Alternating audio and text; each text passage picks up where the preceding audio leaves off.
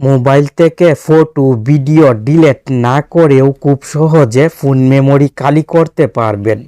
দরকারি কোনো কিছু ডিলিট না করেও ফোন মেমোরি খুব সহজে খালি করতে পারবেন।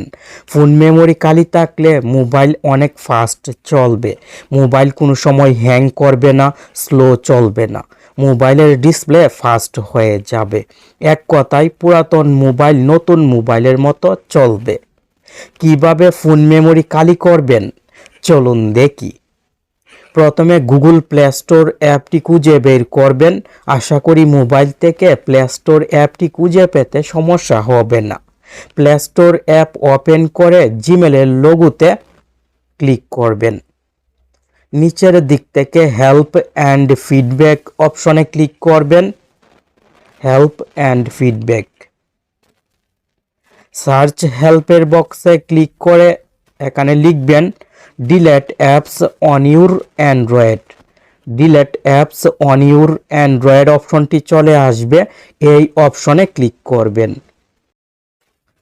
Tap to go to application সেটিংসে ক্লিক করবেন। এখানে তিনটি অপশন থাকবে। উপরের tap to go to application সেটিংসে ক্লিক করবেন। মোবাইলে যে অ্যাপগুলো ইনস্টল করে রেখেছেন সেই অ্যাপগুলো সিরিয়ালভাবে শো হবে। প্রথমে ফটোজ অ্যাপটি খুঁজে বের করবেন। ফটোজ অ্যাপের নামের উপরে ক্লিক করে স্টোরেজ ইউজেসে ক্লিক করবেন। ক্যাশ ফাইল, এই ক্যাশ ফাইলের জন্য ফোন মেমোরি ফুল হয়। আপনি যখন অ্যাপ ব্যবহার করেন তখন অ্যাপ থেকে অপ্রয়োজনীয় ক্যাশ ফাইল ফোন মেমোরিতে জমা হয়, যার ফলে কয়েকদিন পর পর ফোন মেমোরি ফুল হয়ে যায়। আর ফোন মেমোরি ফুল থাকলে মোবাইলে অনেক সমস্যা দেখা দেয়। মোবাইল হ্যাং করে, স্লো চলে। তাই এখনই ক্যাশ ফাইল পরিষ্কার করবেন। ক্লিয়ার ক্যাশে ক্লিক করলে ক্যাশ ফাইল পরিষ্কার হয়ে যাবে। ক্যাশ ফাইল পরিষ্কার করলে অ্যাপ থেকে কোনো কিছু ডিলিট হবে না, দরকারি কোনো কিছুই ডিলিট হবে না।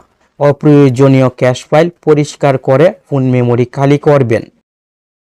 এইভাবে মোবাইলের সব অ্যাপ থেকে ক্যাশ ফাইল পরিষ্কার করবেন। অ্যাপের নামের উপরে ক্লিক করে স্টোরেজ ইউজেসে ক্লিক করে ক্লিয়ার ক্যাশে ক্লিক করলে ক্যাশ ফাইল পরিষ্কার হয়ে যাবে। আমি আপনার সময় নষ্ট করব না, শুধু দুইটি অ্যাপ দিয়ে দেখিয়েছি। আপনি যে অ্যাপগুলো সবচেয়ে বেশি ব্যবহার করেন সেই অ্যাপগুলোর ক্যাশ ফাইল এইভাবে পরিষ্কার করে নেবেন। এখন ব্যাকে চলে আসবেন। মোবাইলের সেটিংসে ক্লিক করবেন। মোবাইলের সেটিংসে ক্লিক করে সেটিংসের সার্চ বক্সে স্টোরেজ লিখবেন। Storage, about phone, about device অথবা সিস্টেম সেটিংসের স্টোরেজ সেটিংসটি নিচের দিকে চলে আসবে। স্টোরেজ অথবা ফোন স্টোরেজে ক্লিক করবেন। আবার স্টোরেজে ক্লিক করবেন। নিচের দিক থেকে ক্লিন আপে ক্লিক করবেন। মোবাইলে অনেক জাঙ্ক ফাইলও জমা হয়। অপ্রয়োজনীয় জাঙ্ক ফাইল জমা হওয়ার কারণেও অনেক সময় ফোন মেমোরি ফুল হয়।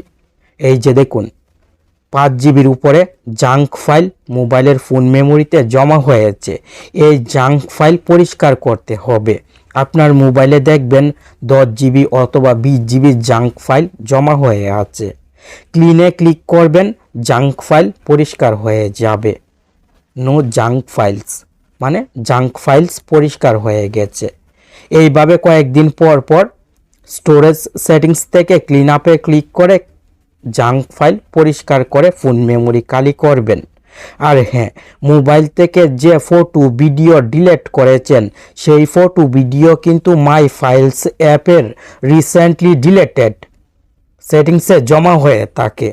আপনি হয়তো মোবাইল থেকে ডিলিট করেছেন আর মনে করেছেন হয়তো ডিলিট হয়ে গেছে, কিন্তু না, একবার ডিলিট করলে রিসেন্টলি ডিলিটেড ফাইলে জমা হয়ে থাকে, যার ফলে ডিলিট ফটো ভিডিওর জন্য ফোন মেমোরি ফুল হয়ে যায়।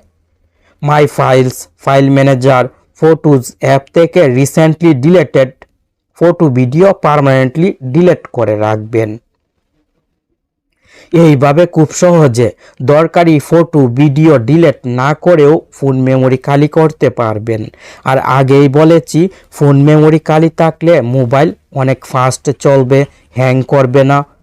পুরাতন মোবাইল নতুন মোবাইলের মতো ব্যবহার করতে পারবেন।